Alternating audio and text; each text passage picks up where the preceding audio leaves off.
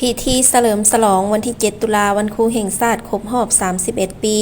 ได้จัดขึ้นในวันที่ 17 ตุลา 2025 นี้อยู่ที่โรงเรียนมัธยมสมบูรณ์นนท์สว่างเมืองชลบุรีแขวงสะหวรรณเขต โดยการให้เกียรติเข้าร่วมของท่านกรกันต์ ไสยลิน กรรมการพรรคเมืองหัวหน้าของการศึกษาธิการและกีฬาเมือง มีท่านคำเพชร บัวละวงศ์รักษาการผู้อำนวยการโรงเรียนมัธยมสมบูรณ์นนท์สว่าง มีคณะพัฒนาการศึกษาขันบ้าน มีบรรดาครูอาจารย์แขกถึกเซินและในบ้านอ้อมข้างพร้อมด้วยน้องนักเรียนภายในโรงเรียนเขาห่วมก่อนเข้าพิธีได้รับชมการแสดงศิลปะจากน้องน้อยนักเรียนด้วยความเบิกบานม่วนซื่นจากนั้นท่านคำเพชร บัวละวงศ์รักษาการผู้อำนวยการโรงเรียนมัธยมสมบูรณ์นนท์สว่างก็ได้ขึ้นเล่าคืนมูลเสื้อของวันครูแห่งชาติซึ่งท่านได้ยกให้เห็นถึงความหมายความสำคัญของครูและประวัติความเป็นมาของครูอยู่ในประเทศลาวที่ได้มีบทบาทประกอบส่วนอันสำคัญในภารกิจของชาติโดยเฉพาะก็แม่นประวัติความเป็นมาของนายครูคำซึ่งเป็นต้นกำเนิดที่พาให้มีวันที่ 7 ตุลาวันครูแห่งชาติและเป็นคนลาวคนทำอิฐที่ได้สำเร็จการอบรมครูและได้เริ่มเป็นครูสอนในวันที่ 7 ตุลาปี 1907 ด้วยรูปการเปิดสอนโรงเรียนสังครูสงฆ์ที่วัดจันทร์ในเวลานั้นสภาพการของประเทศลาวความตกอยู่ในความวุ่นวายสับสน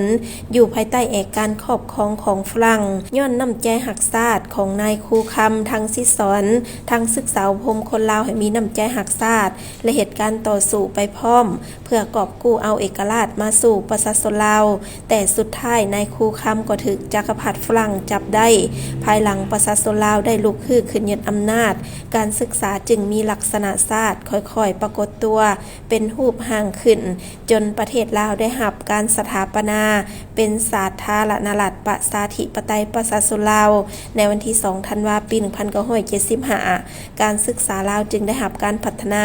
โรงเรียนได้ขยายตัวอย่างไวว่าจากตัวเมืองไปสู่ชนบทเฮ็ดให้ลูกหลานของประชาชนลาวบรรดาเผ่าได้เข้าศึกษาหำเฮียนสื่อเสียงของครูได้ติดพันกับขบวนวิวัฒน์แห่งการพัฒนาประเทศชาติมาตามแต่ละสมัยจนฮอดปัจจุบันนี้ดังนั้นเพื่อระลึกถึงคุณงามความดีของครูในทั่วสังคมจึงได้กำหนดเอาวันเข้าราชการเป็นครูของนายครูคำคือวันที่ 7 ตุลาปี 1994 เป็นวันครูแห่งชาติลาวทั้งเป็นการระลึกถึงมูลเสื้อและคุณงามความดีของบรรพบุรุษนายครูคำและแสดงถึงความรู้บุญคุณความกตัญญูต่อครูอาจารย์ทางอดีตและปัจจุบันจากนั้นต่างหน้าน้องนักเรียนก็ได้อ่านสารอวยพรครูอาจารย์โอกาสดังกล่าวยังได้มอบของขวัญให้พนักงานบำนาญครูอาจารย์และคณะอำนวยการโรงเรียนพร้อมนี้น้องนักเรียนอยู่ภายในโรงเรียนยังได้มอบช่อดอกไม้และของขวัญทีละนึกให้กับครูอาจารย์เพื่อเป็นการตอบแทนบุญคุณครูที่เป็นพลังอันสูงส่งในการสอนนักเรียนให้มีความรู้ความสามารถด้านต่างๆในตอนท้ายพิธีท่านกรกันต์ ไสยลินหัวหน้าของการศึกษาธิการและกีฬาเมืองได้มีคำเห็นโอ้ลมซึ่งท่านได้เรียกร้องให้ทุกภาคส่วนจงพร้อมกันยกสูงต่อเวียกงานการศึกษาโดยเฉพาะก็แม่นคณะอำนวยการโรงเรียนบรรดาครูอาจารย์ทุกท่านจงปุ่มลุมสามัคคีกันช่วยเหลือซึ่งกันและกันให้มีความหนักแน่นพร้อมกันจะตั้งปฏิบัติตามหาหลักมูลการศึกษา